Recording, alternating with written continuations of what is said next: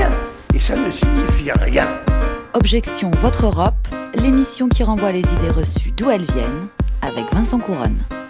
Chaque semaine, on vous propose d'analyser et de déconstruire les préjugés et les idées reçues sur l'Europe, avec la participation de Tania Rachaud. Bonjour Tania. Bonjour Vincent, bonjour à tous. Cette émission est réalisée dans les conditions presque parfaites du déconfinement par Lucien Auriol.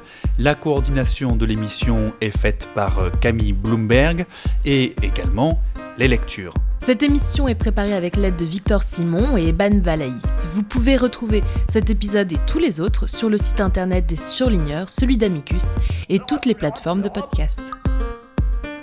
La France est donc devenue le 56e État au monde à abolir la fessée, s'alignant sur la grande majorité des pays européens. La Suède avait ainsi été le premier pays à légiférer en la matière. Au niveau européen, ne reste plus aujourd'hui que le Royaume-Uni, la Belgique, l'Italie et la République tchèque à ne pas bannir les châtiments corporels envers les enfants. La condamnation officielle du Conseil de l'Europe devrait tomber demain. Une condamnation symbolique qui n'oblige en rien la France à revoir son système législatif en matière de fessées et de claques, mais qui ne devrait pas manquer de relancer le débat en matière d'éducation et de châtiments corporels. Le Conseil de l'Europe condamne la France qui n'a pas interdit la fessée sur notre territoire. Qu'en pensez-vous ? Mais de quoi se mêle-t-il ? C'est pas franchement, non mais ça vraiment, semble mais de pas quoi se important, mêle-t-il ? Non mais ça me semble de protéger les enfants contre des pratiques qui peuvent être... Protéger les enfants. De quoi se mêle le Conseil de l'Europe ? Est-ce que l'Europe n'a pas mieux à faire ? Alors c'est le Conseil de l'Europe, vous me direz, c'est pas la Commission, c'est pas le Conseil européen lui-même, mais de quoi se mêle-t-il ? Il a peut-être mieux à faire dans la situation de crise majeure que nous vivons, avec un chômage qui a explosé dans certains pays, plus de 25% dans certains pays du sud de l'Europe, avec le risque de voir la Grèce sortir de l'euro, avec une menace islamiste qui pèse sur le continent européen. De quoi vient nous parler le Conseil de l'Europe ? De la fessée. Eh bien, qu'il nous fiche la paix. Le Conseil de l'Europe demande à la France d'interdire la fessée. Encore l'Europe qui a le sens des priorités. Vous venez d'écouter dans l'ordre Euronews le 3 juillet 2019 et aussi le journal de France 2 le 3 mars 2015 et le même jour, Bruno Le Maire sur la chaîne LCP et Laurent Wauquiez sur Twitter. Quelle est l'idée reçue dans cet épisode de Objection Votre Europe ? L'idée, c'est que l'Europe interdit la fessée. Elle oblige la France à éradiquer les châtiments corporels, ce qu'on appelle le droit de correction des parents sur leurs enfants. Plus de fessées déculottées parce que le petit Joseph a mangé en douce le dessert de l'anniversaire de mamie. Plus de gifles à la caisse du supermarché à l'enfant qui a fait un caprice. Mais alors, d'où vient cette légende européenne ? De la droite de l'échiquier politique, mais aussi, il faut le dire, de pas mal de médias qui ont flairé le sujet de l'été. Et dans Objection Votre Europe, je dois dire, on a aussi choisi l'été pour en parler. Et comment cette idée s'est-elle répandue ? À partir de 2004, le Conseil de l'Europe se lance dans une croisade contre les violences corporelles infligées aux enfants. Mais c'est surtout une décision du Comité des droits sociaux du Conseil de l'Europe en mars 2015 qui met le feu aux poudres, parce que cette décision condamne la France pour ne pas avoir renoncé au châtiment corporel sur les enfants. Pourquoi cette idée reçue ? Cette idée que l'Europe interdit plutôt la fessée. Pourquoi cette idée reçue plaît ?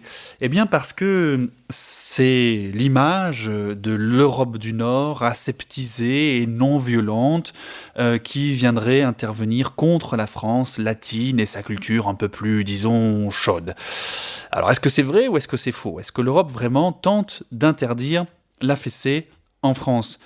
L'Europe n'a rien interdit, elle ne le peut pas sur ce sujet. En revanche, il n'est pas faux de dire que elle l'a incité grandement. Attention aux âmes sensibles, éloignez-vous quelques minutes de votre poste. 1757, place du Châtelet à Paris. Dans son livre, Michel Foucault, dans Surveiller et punir, raconte le dernier supplice, le dernier, celui de Damiens, qui avait tenté d'assassiner le roi Louis XV. Enfin, on l'écartela.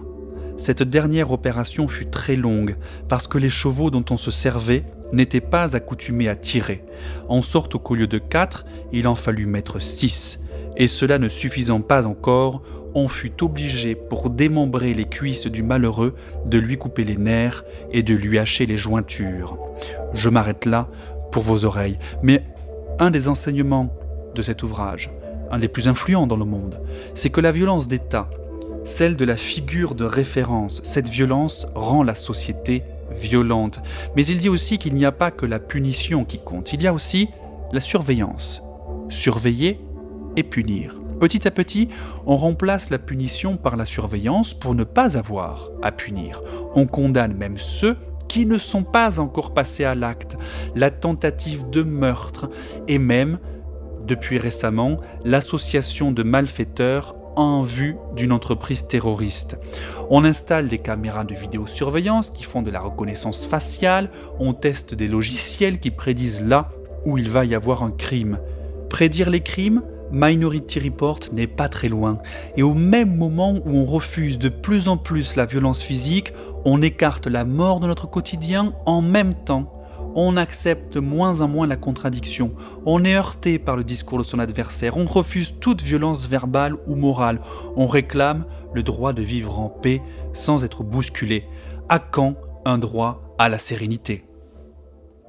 Dans Objection Votre Europe, on se demande aujourd'hui si l'Europe a vraiment interdit la fessée, et puis en fait on va vous répondre que non.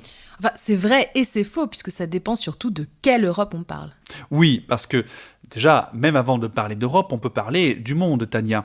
Parce que si on regarde la Convention des Nations Unies relative aux droits de l'enfant, la CIDE, qui a été signée en 1990 et qui garantit le droit à tout enfant de vivre à l'abri de menaces, de violences, et oblige les États parties à prendre des mesures appropriées pour protéger les enfants contre toute forme de violence. Et il faut aussi voir en ce qui concerne l'Europe, puisque c'est quand même notre sujet. Oui, c'est vrai, Tania, que le Conseil de l'Europe a joué un rôle dans cette polémique. L'Assemblée parlementaire du Conseil de l'Europe, en 2004, adopte une recommandation visant à créer une zone exempte de châtiments corporels. Et c'est vrai qu'à partir de là, le Conseil de l'Europe va être très actif dans sa volonté d'interdire ces châtiments. En réalité, dès une décision de 1978, la Cour européenne des droits de l'homme limitait le recours au châtiment corporel dans le cadre de décisions de justice. Il s'agissait d'une décision au sujet des règles qui s'appliquaient alors sur l'île de Man, île dépendante du Royaume-Uni, qui punissait les délinquants de châtiments corporels, comme par exemple par des coups de verge, un bâton en bois, sur des fesses dénudées. Traitement donc dégradant selon la Cour européenne des droits de l'homme. Oui, on se demande pourquoi d'ailleurs. Il prodigue même des conseils, le Conseil de l'Europe, aux États pour leur dire comment faire, comment bannir les châtiments corporels et notamment ceux à destination des enfants. On peut citer aussi, et c'est ça vraiment qui va mettre le feu aux poudres en 2015, une décision du Comité des droits sociaux qui fait partie du Conseil de l'Europe et qui est là pour appliquer, faire respecter la Charte sociale européenne. Ce comité des droits sociaux du Conseil de l'Europe, il rend une décision le 4 mars 2015, Approach contre France, donc contre la France, dans laquelle il considère que le droit français ne prévoit pas d'interdiction suffisamment claire, contraignante et précise des châtiments corporels et que donc la France viole l'article 17 de la Charte sociale européenne. Et c'est cette décision qui a alors emballé le monde médiatique, parce que tout le monde disait que l'Union européenne se mêlait de ce qui ne la regardait pas, alors que le Comité européen des droits sociaux, il est lié au Conseil de l'Europe, 47 pays membres, rien à voir avec l'Union européenne et ses 27 pays membres. Oui, Tania, et c'est d'autant plus étonnant que cet emballement qu'en général, les décisions du Comité des droits sociaux du Conseil de l'Europe, je dois dire que tout le monde s'en moque un peu. Et là, on est en face d'une décision qui vient s'ajouter aux différents textes qu'on avait auparavant, de la Charte sociale européenne, de la Convention pour les droits de l'enfant des Nations Unies, et des textes qui ont tous été signés et ratifiés par la France. C'est des textes qui, eux, en eux-mêmes, prévoient expressément l'interdiction des châtiments corporels.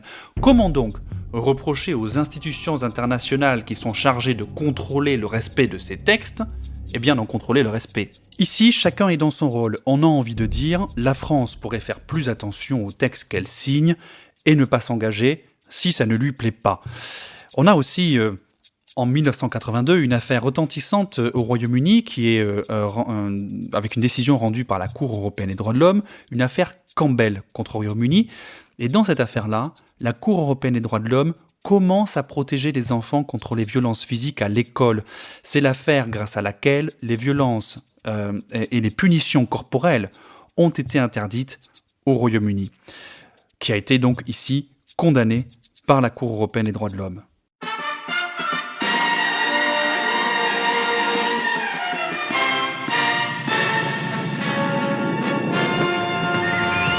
I go round for round, pound for pound, in any town, stand my ground, this is my compound. Chase any motherfucker down like a bloodhound. Leave you buried in the woods, graze mound. Happy when I'm hurting them, proud you when I'm murking them. Wrap a microphone around and niggas start strangling them. Fakers, I ain't feeling them, haters, I ain't hearing them. Any trolls say what they want, cause I don't follow them. Strong enough to stand tall, fool, what you take me for? Believe I can go for, down to the core, I'm hardcore for my cause, man, fuck your laws. Forget my foot being in it, man, I'll move the door.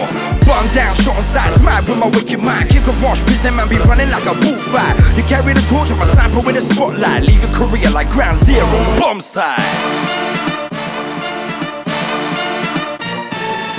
Tell me who are the champion.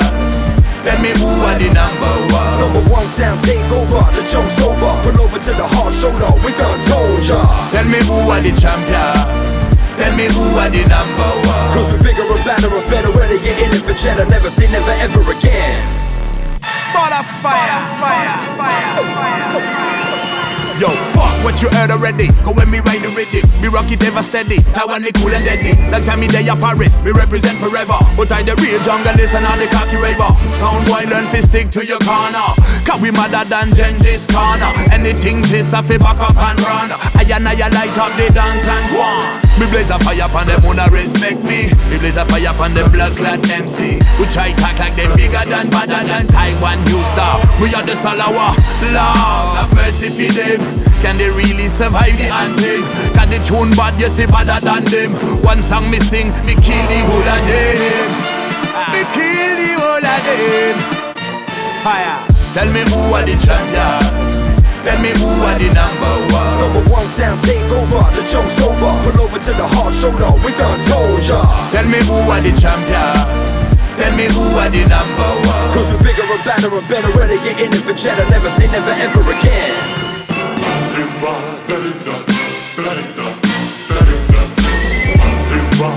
Vous êtes toujours dans Objection Votre Europe, où aujourd'hui on explique que l'Europe, non, elle n'a pas interdit la fessée. Alors c'est vrai qu'on avait cette recommandation de l'Assemblée parlementaire du Conseil de l'Europe en 2004, mais une recommandation du Conseil de l'Europe, c'est ce qu'on appelle du droit souple, c'est-à-dire que ça n'est pas obligatoire. Et pour autant, ces règles-là, qui ne sont pas obligatoires, qui ne sont pas contraignantes, c'est vrai qu'elles vont pas mal participer à influencer les différents pays. Pourquoi ? Eh bien parce que tout simplement, ces recommandations s'inspirent de la pratique même des pays. Et si on fait un tour d'Europe des pays qui ont interdit la fessée, eh bien on se rend compte que, eh bien il y a un modèle des pays scandinaves. Les premiers à l'avoir interdit sont la Suède, la Finlande ou la Norvège à partir de la fin des années 70 jusqu'aux années 80. Puis l'Allemagne en 2000, pour que finalement le sud de l'Europe lui aussi interdise les violences corporelles aux enfants, notamment la Grèce en 2006. Au final, est-ce que l'interdiction de la fessée n'est pas plus la conséquence de l'évolution des mentalités que de la recommandation du Conseil de l'Europe ? Et qu'est-ce qui se passe en France ? En France, eh bien, une loi du 10 juillet 2019 a modifié le Code civil qui dispose désormais que l'autorité parentale s'exerce sans violence physique ou psychologique. Mais avant, comment est-ce que ça se passait en France ? Eh bien, de manière traditionnelle, en France, la question des châtiments corporels dans l'éducation des enfants avait fait l'objet d'une jurisprudence de la Cour de cassation où l'autorité du père et puis plus tard des parents avait une place assez importante. Pourtant, le Code pénal, depuis très longtemps, punit de 3 ans d'emprisonnement et de 45 000 € d'amende les violences contre un mineur de 15 ans, alors même qu'elles n'ont entraîné aucune incapacité de travail. Le fait même que l'auteur des violences soit un ascendant légitime, naturel ou adoptif, un parent si vous voulez, de la victime, ou toute personne ayant autorité sur elle, constitue une circonstance aggravante. Le Code pénal, donc, clairement, punit toute violence physique ou psychologique sur un enfant. Mais cela n'a pas empêché notre droit de tolérer ce qu'on appelle un certain droit de correction à la maison, mais aussi à l'école. N'a pas empêché et n'empêche apparemment toujours pas, puisque en France, en début 2020, la question se pose encore avec cet exemple d'une école privée de l'Essonne qui enferme pendant 3 demi-journées ses élèves tricheurs dans une pièce appelée le parloir, en les privant de téléphone, de récréation et même de fenêtres. Oui, en fait, on y voit ici le reste vraiment d'une conception en France de l'éducation des enfants et qui se voyait justement dans la jurisprudence des différents tribunaux, malgré cette disposition du code pénal. Juste quelques exemples. La Cour d'appel de Rouen, en 2010, avait considéré qu'il peut être reconnu à tout parent d'user d'une force mesurée et appropriée à l'attitude et à l'âge de leur enfant, dans le cadre de l'obligation éducative. Mais la Cour d'appel avait quand même dit ici qu'il apparaît que des gifles bien claquées, portées aux mineurs alors âgés de 10 ans jusqu'à ce qu'il admette ses torts, ont dépassé ce cadre. Bon, et là ici, condamnation des parents. Mais la question qui se pose, c'est est-ce que le châtiment corporel va au-delà ou pas de ce qu'on appelait donc le droit de correction légitime des parents ? À Limoges, un père a été condamné notamment pour avoir donné une fessée avec des réactions outrées. Cette condamnation qui a provoqué ces réactions-là, montrant qu'en France, beaucoup trouvent encore que la fessée déculottée, c'est une bonne technique d'éducation. L'éducation, ça passe par une petite fessée, je dis pas une grosse fessée. Quand c'est bien mérité, je pense que c'est naturel. C'est tout à fait normal de mettre une fessée quand il faut corriger, enfin pas corriger, mais remettre les choses dans l'ordre, bien sûr, il faut la fessée, bien sûr. Un enfant ne va pas obligatoirement comprendre avec une fessée, on peut lui expliquer, un enfant c'est intelligent, on peut lui expliquer, lui parler, juste le punir en le mettant dans un coin, lui expliquant que ce qu'il a fait, c'est pas bien sans être obligé d'utiliser la violence. En fait, la fessée... Il faut pas donner beaucoup de fessées aux enfants. Là, aujourd'hui, ma fille, elle a 23 ans et elle se rappelle. Elle m'en parle de temps en temps. Et oui, ce micro-trottoir de France Info montre bien, on le voit, qu'en France, les violences sur mineurs, même si elles étaient interdites par le code pénal, mais pour autant, elles étaient tolérées. Et que le juge, en fait, a entretenu une ambiguïté en créant ce concept de droit de correction qui permettait d'absoudre gifles et fessées quand elles étaient commises par les parents. Et alors même que le code pénal, encore une fois, prévoyait qu'une violence, lorsqu'elle est commise par un parent, est une circonstance aggravante. Donc non seulement la France avait du mal à respecter les traités internationaux qu'elle signait, mais aussi, et c'est encore plus fort, son propre code pénal. En janvier 2010, la députée UMP, Edwige Antier, déposait une proposition de loi pour mettre un terme à la fessée. Mais une proposition de loi jamais adoptée et même jamais mise à l'ordre du jour du Parlement. Il faut attendre finalement 2019 et la loi finalement adoptée le 10 juillet 2019 par le Parlement pour que toutes les violences physiques ou psychologiques sur les enfants soient interdites aussi dans le Code civil en plus du Code pénal. Ces sollicitations ne venaient pas que du Conseil de l'Europe ou des organisations internationales, mais aussi du Défenseur des droits en France, qui lui aussi, dans plusieurs rapports, a souhaité l'interdiction de la fessée. Donc, pour conclure, l'Europe n'a pas interdit, mais elle a aidé les États à accepter l'évolution lente, en particulier en France, des mentalités sur le sujet. Et je laisse la place maintenant à Tania, parce que c'est l'heure, Tania, de votre chronique « Et les droits de l'homme, bordel !» Et je crois bien que vous allez explorer aujourd'hui les châtiments corporels à l'occasion de jeux sexuels. Personne ne peut raisonnablement et sérieusement dire que la France est le pays des droits de l'homme. Aujourd'hui, Vincent, nous allons nous plonger dans une histoire sulfureuse. En Belgique, un juge et un médecin aiment fréquenter ensemble un club sadomasochiste. Pour ceux qui ne le sauraient pas, c'est une pratique sexuelle douloureuse qui apporte du plaisir, récemment mise en lumière par 50 nuances de Grey. Je ne fais pas tant de romantisme. J'ai des goûts très particuliers. Vous ne pourriez pas comprendre.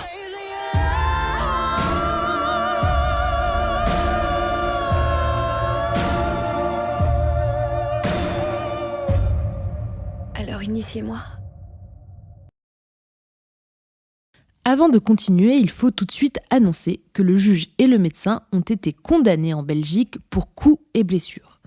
Le juge et le médecin portent ensuite l'affaire devant la Cour européenne des droits de l'homme, car ils estiment que la Belgique n'a pas respecté leur droit à la vie privée, dont fait partie la liberté sexuelle, et qu'ils n'auraient donc pas dû être condamnés. Jusqu'ici, vous me direz pourquoi pas, chacun fait ce qu'il veut avec son corps, avec ses pratiques sexuelles. Entrons un tout petit peu plus, mais pas trop quand même, dans les détails pour avoir une image plus claire de cette affaire. Déjà, il y a eu une évidente escalade de la pratique et de la violence. Tout d'abord, il s'agissait d'une relation à deux, entre un mari et sa femme à domicile, puis dans un club, puis dans des locaux spécifiquement loués et aménagés car les pratiques dépassaient ce qui est autorisé dans les clubs. Des locaux spécifiques ? On sent que les pratiques ont franchi une étape. Les juges qui se sont intéressés à l'affaire ont eu la chance d'observer les dites pratiques de très près grâce à des vidéos les enregistrant. Bon, je vais vous épargner tous les détails, au cas où des âmes sensibles traîneraient. Mais sachez que les images montrent des aiguilles pour coudre, mais je ne dirai pas quoi, des barres creuses à mettre, mais je ne dirai pas où, des suspensions pour attacher, je ne dirai pas quelle partie du corps. Je peux quand même préciser que tous ces instruments étaient utilisés de la main du juge et du médecin sur l'épouse de l'un d'entre eux, donc sur le corps d'une femme. Avant de continuer, il est intéressant de rappeler que si on parle aujourd'hui sadomasochisme, c'est parce que la liberté sexuelle est un aspect du droit au respect de la vie privée. En effet, la Cour européenne des droits de l'homme nous indique dans cet arrêt de 2005 que des éléments tels que le sexe, l'orientation sexuelle et la vie sexuelle sont des composantes importantes du domaine personnel protégé par la vie privée. Et donc cela comprend le droit d'entretenir des relations sexuelles et le droit d'opérer des choix concernant son propre corps. Seulement, comme à peu près tout dans la vie, il y a des limites. Ici, c'est le respect de la volonté de la victime de ces pratiques. Si vous êtes familier de ces pratiques SM, vous savez qu'avant de démarrer la session, les participants se mettent d'accord sur un mot à prononcer qui mettra fin à la soirée. En l'occurrence, le mot était assez explicite. Il s'agissait de pitié. Pitié qui avait été prononcée à de très très nombreuses reprises par la victime. Et non seulement les deux participants masculins n'ont pas écouté, non seulement ils en ont remis une couche, mais en plus ils ont eu le culot de contester devant la Cour européenne des droits de l'homme leur condamnation par la Belgique pour coups et blessures. Il faut dire que le juge SM a aussi été destitué de ses fonctions et que ça n'a pas dû lui plaire. Du coup, dans les arguments présentés, on apprend que le juge sadomaso estimait que la situation était aussi due à l'alcoolisme de la victime. Ce à quoi la Cour européenne des droits de l'homme répond qu'il aurait dû rechercher une solution plutôt que de participer à cette escalade de la violence face à une victime alcoolisée, sachant qu'en plus il l'avait prostituée avant. Le médecin, de son côté, a voulu se justifier en expliquant que le fait de coudre les lèvres de la victime, c'était un acte médical favorisant son bien-être physique et social. Bref, la Cour européenne des droits de l'homme a bien entendu admis la liberté sexuelle de chacun, dans ce qu'elle dit d'ailleurs être une époque caractérisée par l'hyper-individualisme et une tolérance morale accrue, mais les pratiques avaient bien dépassé une certaine limite, notamment celle du mot pitié, ce qui fait qu'elle portait atteinte à la dignité humaine et qu'elle ne saurait en aucun cas être acceptée par la société. Attention Vincent. Merci Tania pour avoir épargné autant que possible les oreilles chastes qui nous écoutent. Merci en tout cas de nous avoir écoutés. Objection Votre Europe, c'est terminé pour aujourd'hui. Rendez-vous au prochain épisode sur le site d'Amicus Radio et des Surligneurs. Toutes les références et les extraits sonores sont à retrouver sur la page de l'émission sur le site d'Amicus Radio. Et pour l'actu, comme d'habitude, vous nous suivez sur les réseaux sociaux. À bientôt. L'Europe,